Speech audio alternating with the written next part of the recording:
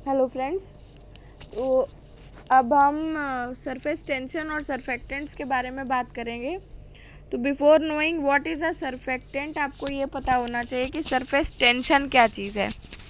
तो tension through our previous knowledge हम ये जानते हैं कि टेंशन क्या है। टेंशन एक फोर्स है, ठीक है। तो फोर्स या tension which pulls the surface molecules together of a liquid at liquid air interface। Interface क्या जगह है? इंटरफेस वो जगह है जहाँ पे दो मैटर्स की स्टेट्स जो है वो मिल रही हैं। जैसे सपोज कीजिए ये आपका एक टैंक है, यहाँ पे आपने आधी दूरी पे लिक्विड भर दिया है, मतलब पानी भर दिया है, ठीक है। और बाकी की जगह इसमें क्या होगा? इसमें एयर होगा। तो इसमें मैटर के दो स्टेट्स हैं, गैस है और लिक्विड है। दोनों ही फ्लूइड्स हैं, दोनों बह रहे हैं, दोनों एक अपने हायर कंसंट्रेशन से लोअर कंसंट्रेशन में मूव कर रहे हैं। This is our school knowledge. तो इसमें क्या है, आपको पता है कि इसमें मॉलिक्यूल्स होते हैं, एयर में भी मॉलिक्यूल्स होते हैं और लिक्विड में भी मॉलिक्यूल्स होते हैं। तो कुछ मॉलिक्यूल जो है लिक्विड के, वो लिक्विड के अंदर ही है। इनका इंटरेक्शन क्या है? लिक्विड का लिक्विड के ही मॉलिक्यूल से। लेकिन जो मॉलिक्यूल्स लिक्विड और एयर के बीच में है, इंटरफेस पे, इंटरफेस मतलब जॉइनिंग होता है, जो इस सरफेस पे हैं, इन मॉलिक्यूल्स को जो है एक डिफरेंट इनका फोर्स होगा। तो इनको जो है, इनको नीचे की तरफ खींच रहा होगा एक फोर्स, ठीक है, जो कि ये मतलब एयर और लिक्विड इंटरफेस वाले मॉलिक्यूल्स हैं, इनको जो है नीचे की तरफ खींच रहा होगा मॉलिक्यूल। वरना क्या होगा कि ये दोनों फ्लूइड्स हैं, अगर इसको कोई टेंशन नीचे की तरफ नहीं खींच रही होगी तो ये जो लिक्विड मॉलिक्यूल्स ऊपर की तरफ हैं, एयर की तरफ हैं, इनका क्या होगा? ये ऊपर की तरफ जो है उड़ जाएंगे, ठीक है। इसीलिए देखिए हीटिंग के प्रोसेस में क्या होता है, हीटिंग के प्रोसेस में वाटर पे वेपर के फॉर्म में उड़ जाता है ऊपर। क्यों? क्योंकि उसको फर्दर वाटर मॉलिक्यूल्स जो कि ये बॉयलर के अंदर हैं, वो उसको पकड़ के नहीं रख पाते हैं, वो एयर के फॉर्म में लाइट हो जाता है हीट करके। इस कारण वो क्या करता है, वो सरफेस से उड़ जाता है, ठीक है। तो मेरे ख्याल से ये समझ में आया होगा कि लिक्विड और गैस लिक्विड इंटरफेस क्या है। तो अब ये दिस मेक्स दिस क्लियर कि सरफेस टेंशन जो है वो फोर्स है जो कि नॉर्मल टेम्परेचर पे, एक पर्टिकुलर टेम्परेचर पे इंटरफेस के जो मॉलिक्यूल्स हैं उनको लिक्विड के अंदर खींच करके रख रहा है, ठीक है। तो ये एक पुलिंग फोर्स है या पुलिंग टेंशन है, ठीक है, जो मॉलिक्यूल्स को बांध करके रख रही है। तो अब ये सरफेस टेंशन हमारे रेस्पिरेशन में कैसे अफेक्ट कर रहा है, ये हम इस वीडियो में देखने जा रहे हैं। देखिए ये मैंने लंग का स्ट्रक्चर बनाया। तो ये आपको अभी तक मैंने बताया है पिछले वीडियोस में कि लंग हमारा जो है वो फर्दर जो है डिवाइड हो रहा है, trachea into bronchi, bronchi into bronchioles, और ब्रोंक्यूल्स जो है फर्दर टर्मिनल ब्रोंक्यूल्स बनाते हैं, और ब्रोंक्यूल्स जो है ये फर्दर खुलते कहाँ हैं? Into the alveoli. एल्वियोलाई क्या है? ये एक बलून लाइक स्ट्रक्चर है जिसको कि आगे कॉन्ट्रैक्ट और रिलैक्स करना है with each inspiration and expiration. तो this balloon like structure what I have drawn, ये जो है ये क्या है? ये एल्वियोलाई है, ठीक है। अब एक alveoli at a point of time जबकि इंस्पिरेशन हो रहा है, समझिए, तो एल्वियोलाई के अंदर क्या होगा? Alveoli will be filled with air, और इस एल्वियोलाई के अंदर की जो लाइनिंग है, ठीक है, इसको अब आप अगर एक बलून इमेजिन कर लीजिए, तो बलून का जो अंदर का सरफेस है जिसको कि आप टच नहीं कर रहे हैं जबकि वो फूला हुआ है, अंदर का जो सरफेस है वो लाइंड है किससे? वो लाइंड है लिक्विड से। क्योंकि हमको जो है, हमने पहले पढ़ा है कि लंग्स को जो है ह्यूमिडिफाइड रखना ज़रूरी है, ठीक है।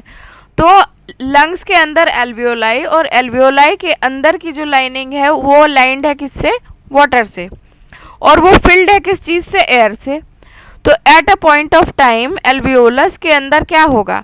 जो उसकी लाइनिंग है वो लिक्विड है, और जो उसमें फिल्ड इन एयर है वो जो है गैस है। तो ये जो लिक्विड गैस इंटरफेस इसमें बन रहा है, ठीक है, ये सरफेस टेंशन क्रिएट करेगा। ठीक है, this will create the surface tension. Liquid gas interface बनाएगा, इसके कारण जो है सरफेस टेंशन होगी। ठीक,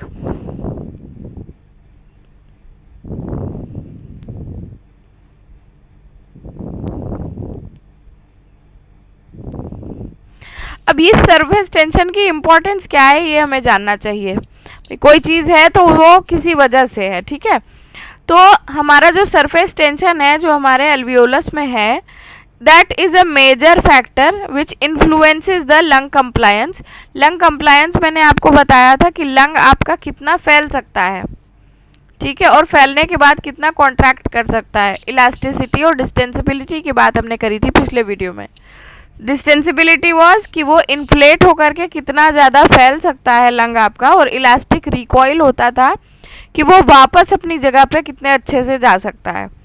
तो ये हमारा सरफेस टेंशन जो है वो कंप्लायंस को जो है बहुत ज़्यादा इफ़ेक्ट करता है, या यूँ कह सकते हैं कि हमारी लंग की कंप्लायंस जो है वो आधी से ज़्यादा इसी पे डिपेंड करती है कि हमारा सरफेस टेंशन कैसा है। ठीक है, it accounts for more than half of the elastic recoil of the lungs। ठीक है, this is something you should remember. अब देखिए क्या है, हमारा गैस लिक्विड इंटरफेस जो है जहाँ पे सरफेस टेंशन क्रिएट हुई है वाटर मॉलिक्यूल्स की वजह से, उधर क्या हो रहा है, द वाटर मॉलिक्यूल्स वो जो है अपने आप में they are strongly attached to each other. मतलब जो सरफेस का वाटर मॉलिक्यूल है वो नीचे के वाटर मॉलिक्यूल से बहुत ज़्यादा अट्रैक्टेड है, वो नहीं जाना चाहता है उसको छोड़ करके। ठीक है, एयर के साथ में वो नहीं जाना चाहता है, नॉर्मल कंडीशन में वो नहीं जाएगा। ठीक है, जब उसको हीट मिलेगी तभी वो जाएगा। ठीक, तो सरफेस टेंशन जो है ये क्या करती है, ये अंदर की तरफ खींचती है, it directs the molecules inwards, जिसके कारण क्या है, एल्वियोलर साइज डिक्रीज हो जाता है, लंग एल्वियोलाई का साइज डिक्रीज हो जाता है, वो वाटर मॉलिक्यूल के साथ में अंदर की तरफ खींचने लगता है। Suppose this is an alveolus, तो ये वाटर मॉलिक्यूल इसके अंदर लाइनिंग में वाटर मॉलिक्यूल्स हैं अंदर की लाइनिंग में, तो ये मॉलिक्यूल जो है ये इसको अंदर की तरफ खींचेंगे। ठीक है, और ये अंदर की तरफ खींचेंगे तो क्या होगा, एल्वियोलाई जो है कोलैप्स को फेवर करेंगे। तो एल्वियोलाई हमेशा लंग को कॉन्ट्रैक्ट करने की कोशिश करते हैं, लंग की कोलैप्स को फेवर करते हैं। ठीक है, अब इसको हम मेजर कैसे करते हैं, देखिए हमारे पास एक टूल है इसको मेजर करने के लिए, that is the pressure volume curve. ये किस लिए इम्पॉर्टेंट है, क्योंकि हमको इससे सरफेस टेंशन जो है इसको स्टडी करने में मदद मिलती है। कैसे करते हैं, देखिए कि लंग्स जो है ये किसी एक्सपेरिमेंटल एनिमल में हम लोग करते हैं, और लंग्स को रिमूव कर दिया जाता है from the chest, they are inflated and deflated. अब ये इन्फ्लेट और डिफ्लेट ये अलग अलग तरीकों से किया जाएगा। ठीक है, पहले क्या होगा, it is filled with air, secondly it is filled with saline. तो जब ये एयर फिल्ड हो रहा है तो ये क्या हो रहा है, देखिए सरफेस की लाइनिंग में, एल्वियोलस की लाइनिंग में क्या है, वाटर है, ह्यूमिडिफाइड एयर है, ह्यूमिडिफाइड है वो लंग की लाइनिंग। अब उसमें क्या किया हमने, एयर से फिल कर दिया, तो यहाँ पे क्या होगा, गैस लिक्विड इंटरफेस बनेगा। और वही अगर हमने क्या किया, सलाइन से फिल कर दिया, तो लिक्विड तो ऑलरेडी था, उसमें हमने और पानी भर दिया और सलाइन भर दिया, तो क्या होगा, इसमें सरफेस टेंशन जो है वो एयर में जब भरेंगे तो उसमें liquid air liquid interface generate होगा, और जिसमें हमने सलाइन भरा है वहाँ पे क्या होगा, गैस लिक्विड इंटरफेस एलिमिनेट हो जाएगा। इसके कारण क्या है कि जो एयर लिक्विड इंटरफेस में वाटर अंदर की तरफ खींच रहा था एल्वियोलस को, वो नहीं होगा, लंग एल्वियोलाई का कोलैप्स नहीं होगा। और जब हमारा सलाइन से भरा हुआ है तब क्या होगा, वो मतलब उस पर सरफेस टेंशन नहीं बन पाएगी। ये डायग्राम है आपका प्रेशर वॉल्यूम कर्व का। ये देखिए जब आपने सलाइन इन्फ्लेशन किया तब ये लूप देखिए ये मोरलेस बना ही नहीं है, और यही लूप जो है जब आपका सलाइन एयर इंटरफेस बना है उसके बाद का, ये एयर इन्फ्लेशन है और ये सलाइन इन्फ्लेशन है। इसको हम एक्सप्लेन करते हैं कैसे, लैप्लासिस लॉ से, हम अभी देखेंगे थोड़ी देर में। तो इस ग्राफ में हमको क्या मिला, पहला एक हिस्टेरेसिस लूप मिला जो हमने पिछले वीडियो में स्टडी किया है। हिस्टेरेसिस का लूप मिला। हिस्टेरेसिस क्या होती थी, it was the difference between inflation and deflation limbs of the pressure volume curve. अब ये सलाइन लंग में बहुत कम है, देखिए सलाइन लंग में बहुत कम है, और इन्फ्लेटेड एयर इन्फ्लेटेड लंग में ये अच्छा खासा लूप बन रहा है। तो व्हाट डज दिस सिग्निफाई कि there is the pressure needed to inflate saline lung is almost same as that required to deflate the lung. ठीक है, सलाइन लंग में आपको इन्फ्लेशन के लिए जितना प्रेशर चाहिए उतना ही डिफ्लेशन के लिए चाहिए। और जो हमारा क्या कहते हैं एयर इन्फ्लेशन का है, एयर इन्फ्लेशन के केस में क्या है,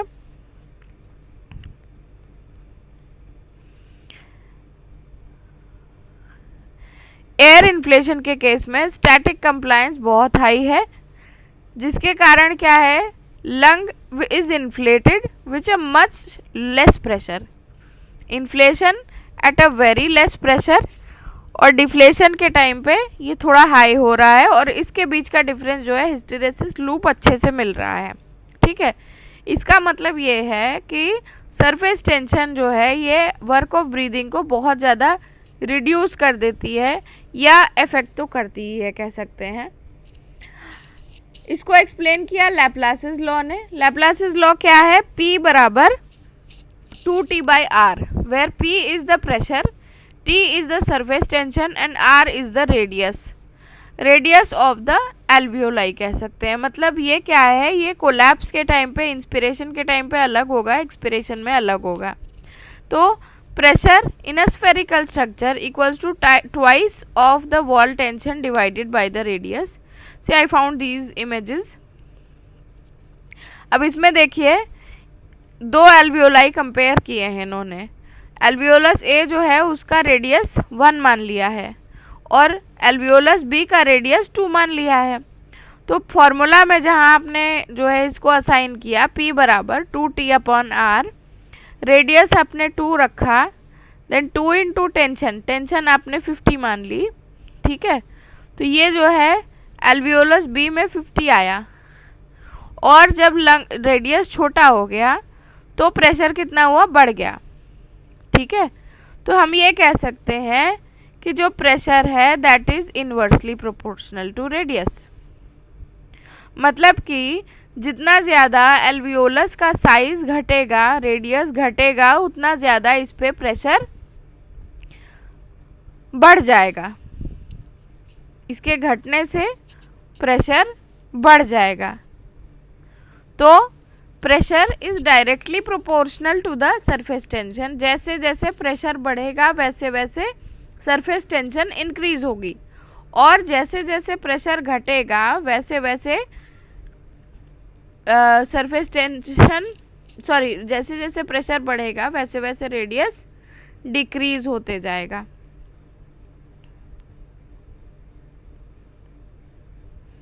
इसलिए हम कह सकते हैं कि जो हमारे स्मॉलर एल्वियोलाई हैं जो कि कोलैप्स के बाद छोटे हो गए हैं, they are at great risk of collapse. क्यों?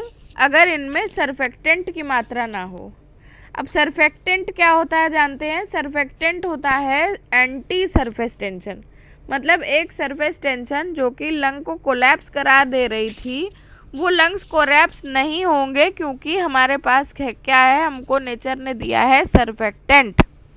सरफेक्टेंट, इसके बारे में डिटेल में हम नेक्स्ट वीडियो में पढ़ेंगे। ये देखिए, ये है, ये एक डायग्राम है इसके लिए।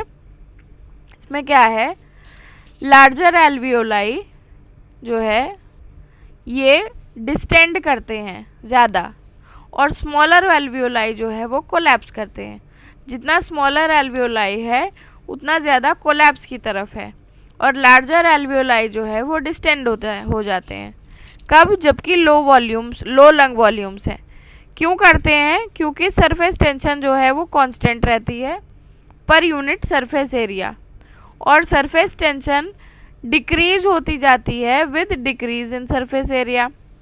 तो therefore the alveoli become small, surface tension reduces, and the alveoli distend. If the alveoli distend, the surface tension increases. Gist of the story, जैसे जैसे साइज डिक्रीज होते जाएगा वैसे वैसे सरफेस टेंशन जो है वो रिड्यूस होती जाएगी, और जैसे जैसे साइज इंक्रीज होता जाएगा वैसे वैसे डिस्टेंशन को प्रोमोट करेगा। ठीक है, I hope I have tried to explain you very nicely and I hope you people have understood the concept. तो सरफेस टेंशन के बारे में आज हमने बात करी है। नेक्स्ट वीडियो में हम सरफेक्टेंट के बारे में पढ़ेंगे। सरफेक्टेंट एक बहुत ज़्यादा ही पूछा जाने वाला क्वेश्चन है, लेकिन जो है लाइक मेरा मानना ये है कि अगर आपको समझ में आ जाएगा तो आप लिख लोगे अच्छे से। तो हम सरफेक्टेंट को बिना सरफेस टेंशन के नहीं पढ़ सकते थे। आज हमने सरफेस टेंशन डिस्कस किया है। नेक्स्ट वीडियो में I will tell you about surfactant, its synthesis, where it is secreted, और उसके फंक्शंस क्या हैं, और उसके डेफिशिएंसी में हमको क्या हो सकता है, क्या कॉम्प्लिकेशंस हम फेस करेंगे। ठीक है, till then goodbye, keep studying well, and if you like my content please like, share and subscribe. Thank you.